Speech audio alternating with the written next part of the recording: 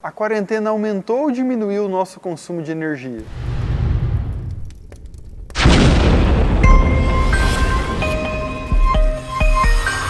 O Covid colocou bilhões de pessoas no mundo todo em quarentena. No Brasil, já dá para ver o resultado disso no nosso consumo de eletricidade, que caiu uns 10 ou 15%, como a gente pode ver nesse gráfico aqui com os dados da ONS.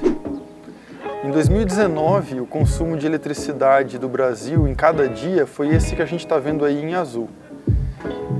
E em 2020, o consumo vinha parecido, mas desde que a quarentena começou, o que a gente pode ver nessa curva em laranja, ele despencou.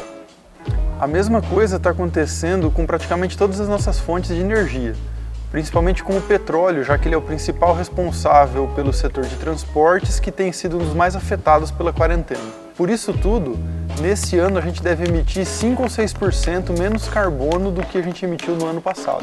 Reduzir as emissões de carbono precisa ser nosso objetivo daqui para frente. Já emitimos mais de 1.500 bilhões de toneladas na atmosfera, desde que começou a Revolução Industrial.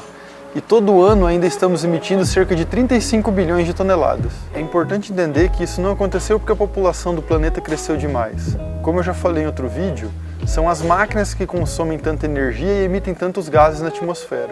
E quanto mais ricos ficamos, mais máquinas possuímos. O planeta tem 8 bilhões de habitantes, mas 40% das emissões de carbono são produzidas por apenas 15% da população, que é a parte mais rica. Dá só uma olhada nesse gráfico aqui. Quando a gente compara o PIB per capita dos países com as suas emissões de carbono, dá para ver claramente que os países mais ricos também são os que mais emitem. O Brasil está aqui no meio. É muito fácil emitir carbono, mas a gente não percebe porque ele não é exatamente o que a gente chama de poluição. Ele não tem cheiro, não tem cor e não é exatamente tóxico também. Só que o planeta tem uma capacidade limitada de retirar ele da atmosfera. Dá só uma olhada nessa animação que a NASA fez aqui. Para o ano de 2006, eles pegaram os dados e fizeram um gráfico da concentração de carbono na atmosfera. Então a gente pode ver claramente que em maio, quando está começando a primavera, começa a diminuir a concentração de carbono no hemisfério norte, porque lá é primavera e as plantas estão absorvendo o carbono da atmosfera. Logo depois, a gente vai ter um aumento nas emissões aqui no hemisfério sul. Só na construção da minha casa foram utilizados 250 sacos de cimento e eles sozinhos emitiram cerca de 6 mil quilos de carbono na atmosfera. Com o meu carro, mesmo utilizando o álcool, que é um combustível menos poluente, eu ainda vou emitir pelo menos uns 200 quilos também na atmosfera todos os anos. O Covid-19, que está causando essa pandemia, é perigoso porque ele se espalha por semanas sem chamar muita atenção e então um surto aparece. Nesse aspecto, as emissões de carbono são análogas. A gente pode colocar muito carbono na atmosfera sem se dar conta de que ele existe. Mas quando os efeitos no clima aparecem, já não dá mais para voltar atrás. Em 2015, quase todos os países do mundo assinaram o Acordo de Paris, em que cada um deles apresentou um orçamento para 2025, mostrando quanto poderia reduzir as suas emissões de carbono. O objetivo não é parar de emitir carbono, porque sabemos que isso não é possível, mas precisamos reduzir as emissões para evitar mudanças climáticas muito rigorosas nesse século. E se queremos reduzir, precisamos saber de onde vem todo esse carbono que está sendo emitido. Desde 1990, o Brasil já emitiu na atmosfera mais de 60 bilhões de toneladas de carbono, de diversas fontes, como a gente pode ver nesse gráfico aqui. Em azul, a gente tem as emissões dos resíduos, como a gente já viu em outro vídeo.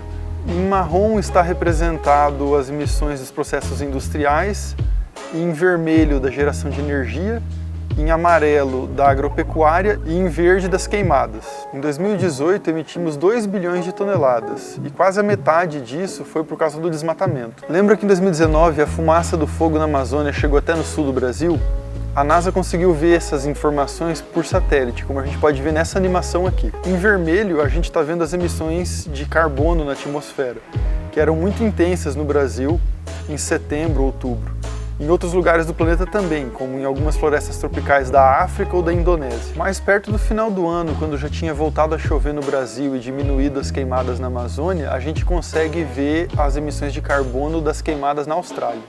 Só das queimadas que eu mostrei nessa animação foram emitidas mais de 1 bilhão de toneladas de carbono em 2019. E o problema não são só as emissões de carbono. A gente já sabe que boa parte das chuvas no sul e sudeste do Brasil tem origem na água que a floresta amazônica coloca na atmosfera. Este ano estamos enfrentando uma das maiores estiagens da história no sul do país. E sem Amazônia, são grandes as chances disso se tornar normal no Brasil. Por isso, precisamos parar o desmatamento, usar mais energia renovável como a solar e repensar também o nosso uso do petróleo, que é praticamente o único combustível para o transporte que nós temos. E esse é o tema do nosso próximo vídeo. Em casa, o nosso consumo aumentou, tanto de eletricidade quanto de gás. Mas no país todo, com shoppings fechados e as indústrias paradas, o consumo de energia diminuiu cerca de 5 ou 6%.